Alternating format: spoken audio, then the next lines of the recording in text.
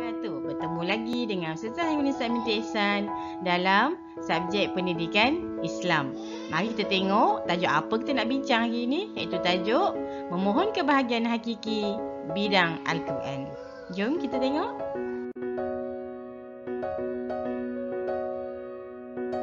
Yang mana di akhir pembelajaran, murid dapat membaca ayat 201 surah Al-Baqarah dengan betul dan bertajwid, menyatakan intisari ayat, menghafaz ayat 201 surah Al-Baqarah dengan betul dan bertajwid serta mengamalkan ayat 201 surah Al-Baqarah dalam solat dan zikir secara beradab dan istiqomah. Jadi, saya harap hari ini anak-anak dapat menguasai ayat 201 surah Al-Baqarah.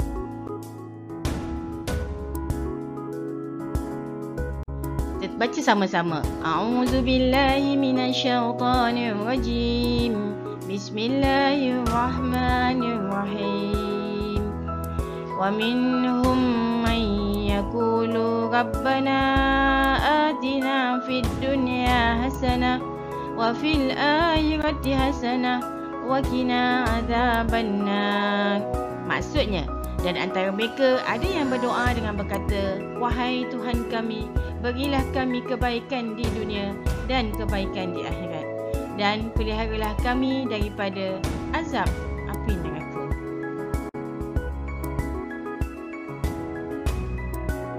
Bahasa dan juga istilah. Bahasa bermaksud memohon dan meminta sesuatu. Manakala dari segi istilah bermaksud bermunajat sesuatu yang dihajati atau memohon perlindungan daripada sesuatu yang tidak diingini daripada Allah Subhanahu wa taala dengan cara yang tertentu.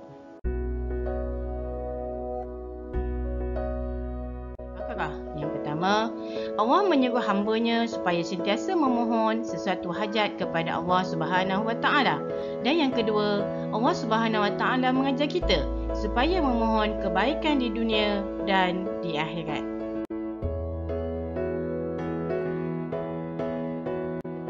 Yang pertama, kita memohon kesihatan yang baik. Yang kedua, rezeki yang berkat. Yang ketiga, rumah yang selesa. Yang keempat, keluarga yang bahagia. Dan yang kelima, berjaya dengan cemerlang dalam peperiksaan. Inilah kebaikan di dunia yang boleh kita mohon kepada Allah Subhanahu.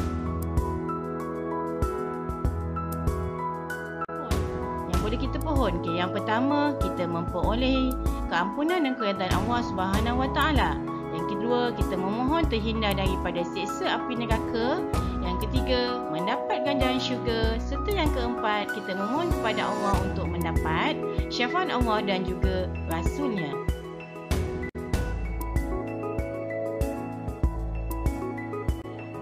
Yang pertama, kita memohon kepada Allah Subhanahu wa taala supaya memperolehi apa yang dihajati seperti rezeki, harta, kekayaan dan kebahagiaan hidup.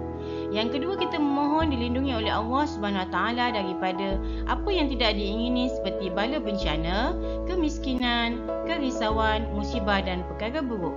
Yang ketiga, kita berdoa untuk merapatkan hubungan Allah dengan hamba-Nya. Dan yang keempat, sebagai satu usaha untuk mendapatkan sesuatu yang dihajati ataupun menjauhi perkara yang tidak diingini. Sebab itulah kita digalakkan untuk sentiasa berdoa kepada Allah Subhanahu wa taala.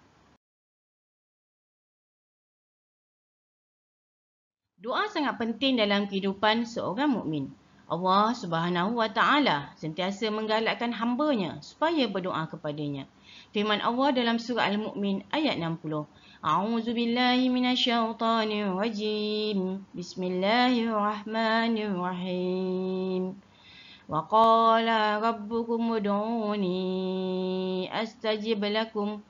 Innal ladzina yastakbiruna an ibadati sayadkhuluna jahannama dahirin.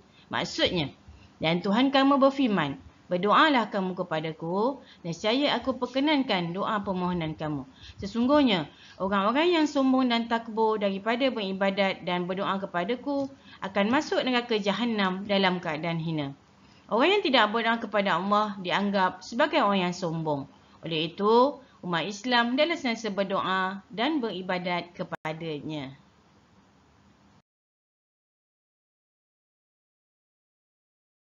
Berdoa pada waktu yang sesuai dan mustajab. Ketika berdoa hendaklah bersih dan suci daripada hadas dan najis, menghadap kiblat dan mengangkat kedua belah tangan, dimulakan dengan bacaan basmalah, berselawat ke atas junjungan besar Nabi Muhammad SAW, merendahkan suara ketika memohon sesuatu kepada Allah, seolah-olah kita dekat kepadanya, dan mengulangi beberapa kali apa yang dihajati dengan perasaan penuh khusyuk dan tawaduk.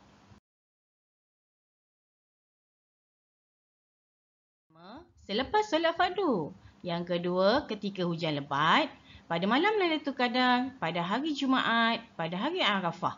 Antara waktu azan dan iqamah, pada bulan Ramadan, semasa kecemasan atau masa genting, semasa melakukan tawaf di Mekah, ketika berada di makam Rasulullah SAW dan ketika larut malam.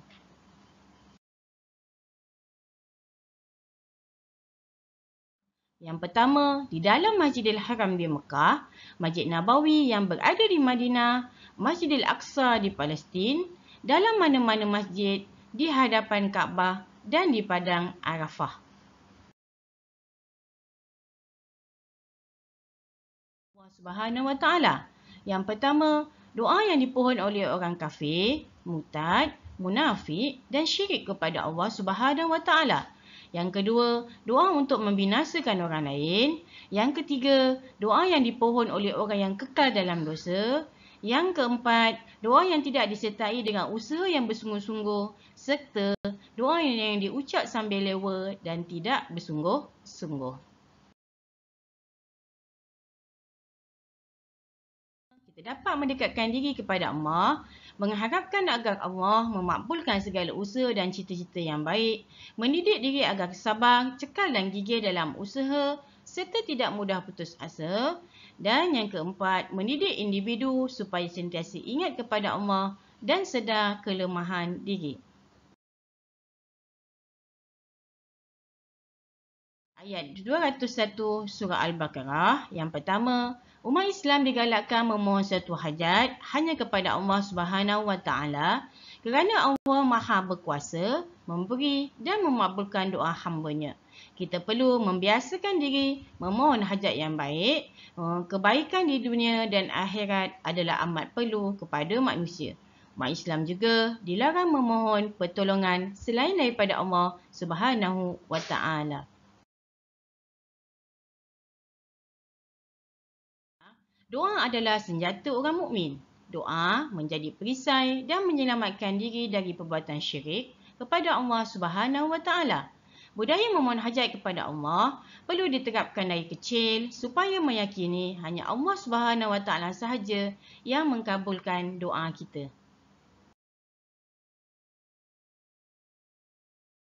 Hari ini tentang tajuk memohon kebahagiaan yang hakiki daripada Allah Subhanahu Wa Taala serta dapat menghafaz ayat 201 surah Al-Baqarah.